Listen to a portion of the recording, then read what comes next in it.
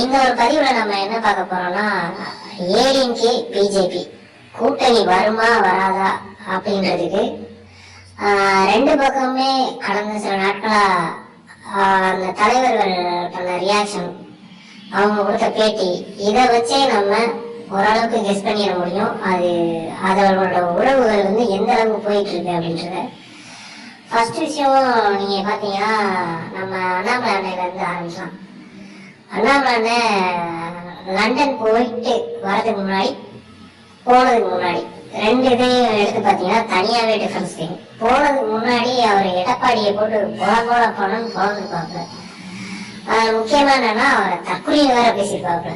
அந்த அளவுக்கு பேசிட்டு அடுத்து 3 மாசம் கழிச்சு வந்ததுக்கு அப்புறம் அவர் ஒரு பேட்டியை சொல்லிப்பாரு, அவருக்கு எனக்கு என்ன இருக்கு, அண்ணன் எடப்பாடி அப்படின்னு அவர் டோனே சுத்தமா கம்மியாயிடும். ஸோ இதுல இருந்து புரிஞ்சுக்கிறது என்னன்னா, மேக்சிமம் அவங்க பிஜேபி தலைமை அவரை ஓரளவுக்கு செட்டில் டவுன் பண்ணிடுச்சு அண்ணாமலைய. அடுத்து ரெண்டாவது ரீசன், சீமான் பெரியார் போட்டு அடியடியும் அடிச்சு துவச்சு எடுத்தாரு.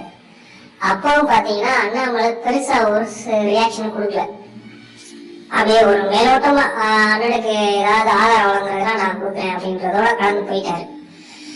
அடுத்து அந்த ஈரோடு தேர்தல்ல எவ்வளவு ஓட்டு வந்துச்சுன்னா பார்த்துட்டு அவர் பேட்டி கொடுத்தத பாத்தீங்கன்னா தெரியும். அண்ணாமலை அவர்கள் பேட்டி கொடுத்தத பாத்தீங்கன்னா தெரியும்.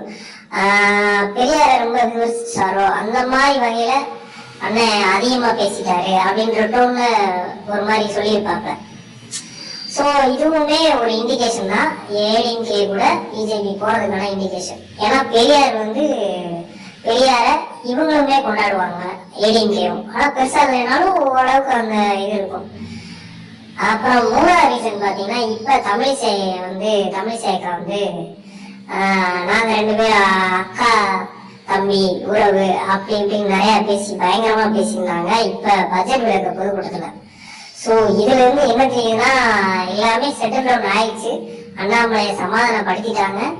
சோ இனி வரும் காலங்கள்ல கண்டிப்பா இதுக்கான பேச்சுவார்த்தை ஆல்ரெடி முடிஞ்சிருக்கும். இனி அடுத்தடுத்து அதை 2 பேரும் எவ்வளவு இணக்கமா போறாங்கன்றது மட்டும் பாருங்க. கண்டிப்பா இது நடக்கும். ஏடிஎம்கே பிஜேபி கூட்டணி உறுதியா நடக்கும். தலைமையில இருந்து பிரஷர் வந்திருக்கும், கண்டிப்பா பிரஷர் வந்திருக்கும். ஏன்னா இப்ப பிஜேபி தலைமை என்ன நினைக்குதுன்னா, இங்க எந்த ஆட்சி வேணா இருந்துட்டு போகுது, ஆனா டிஎம்கே ஆட்சி இருக்கக்கூடாது அப்படின்றதுல தெளிவா இருக்காங்க. ஏன்னா அவங்க பண்ண கரப்ஷன் அவ்வளோ, அவங்க பண்ண கொள்ளையடிச்சது அவ்வளோ கொள்ளையடிச்சாங்க.